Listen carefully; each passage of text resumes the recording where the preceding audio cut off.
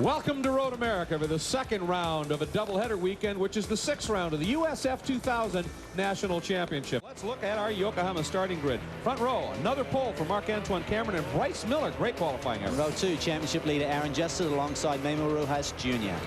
Row 21, Arnold Brinkmann and Shamal Yelkin.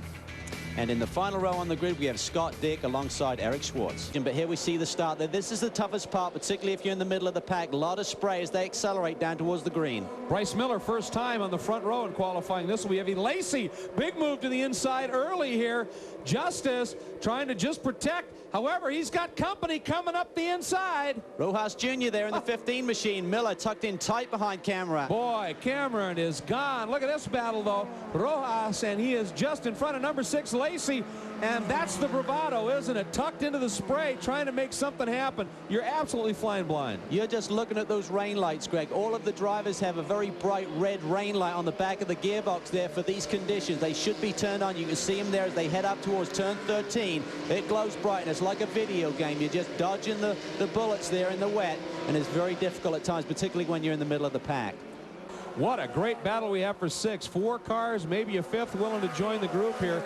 There's Lyondike now, and you can see Munoz a little nervous, protecting. Lyondike trying the outside. Oh, so close. Oh, they'd almost touched, Greg, and that's very tough when Munoz slid back across the front of Lyondike and you're on the brakes. He was very fortunate he didn't lock them up and run into the gearbox on Munoz. Wet but drying Road America, it would appear, as we're working lap 7 of 12. The battle continues to unfold. A great one behind now, Justice.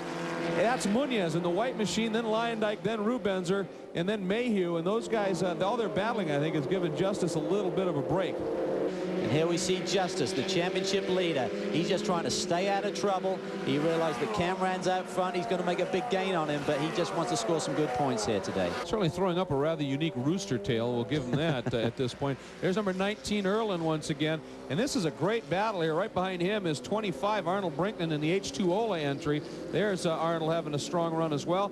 Mayhew and Harrison all involved in this scrap. He's had a great run. He started 41st on the grid, Arnold Brinkmann, so he's all the way up towards the front, and brilliant charge by that young man.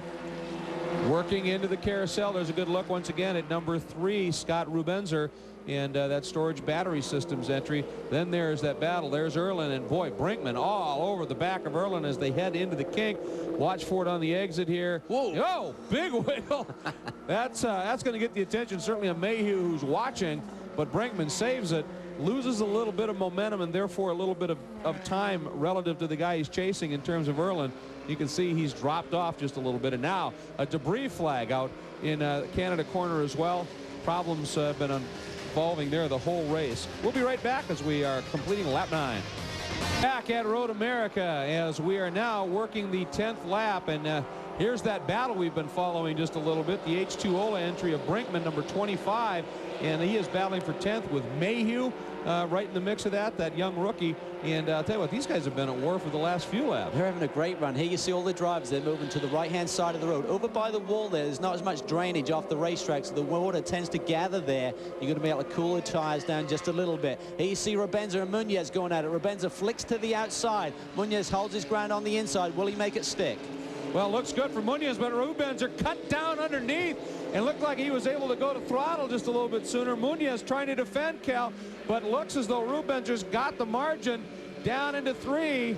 Here's the rest of the field streaming through, and it's still Erlin holding on to that one position, but what a great pass unfolding in front. And Harrison has closed up on this battle as well. He'll be in the thick of it here shortly, I would think. Haven't watched his run here yesterday, but this is great stuff, battling all the way through the field. Here we see Munoz retaliating down towards turn 5, breaks out of the slipstream. He has the inside line. Will Rubenzer be able to hold him off? Rubenzer going awfully deep on the brakes. Car squirming around a little bit. Munoz ducks down underneath. Rubenzer driving him tough on the outside. And boy, Rubenzer very, very loose. And Munoz didn't look like he gave him a whole lot of racing room, Cal. Well, he gave him room, and then Rubenzer, I thought he was going to tuck back to the left-hand side for the run up to 6, but decided to try and accelerate around the outside, and Munoz needed to use a bit of road there in the wet, and came over on him, forced Rubenzer onto the curb. He got a little loose and allowed Brinkmann to close in on them. Boy, Brinkmann during that bit of battling has come from quite a number of car lengths back to just glom onto the back of those two. And this is now, that battle is rejoined again. And Ruben's looking at his mirrors going, more white. I can't believe it. Well, I think Brinkmann has actually passed about 34 cars out here this afternoon, so he's been busy. I'm sure his face shield is pretty dirty, is pretty grimed up from all the cars he's been passing, but what a run. And here we see the leader, Marc-Antoine Cameron, out front, heading out of Canada corner once again. That's truly an unbelievable run from Brinkmann. 41st is where he started, shades of James Hansen yesterday. We've seen some great performances from these young drivers, and that's what it's all about. This series is really about training these guys to deal with different conditions, different grid positions, full field. You don't just have 20 cars in one of these races. 44 cars started the race today, and that's great experience. Cameron, very happy indeed, takes the win. Look at Lyndike Jr. there. Lacey's been in the thick of it all weekend, but Lyndike, a top 5 result. He's looked strong at IRP as well earlier in the season. Rubenzer does win the ACC class. Arnold Brinkmann, 41st to 8th, folks. That is a brilliant drive.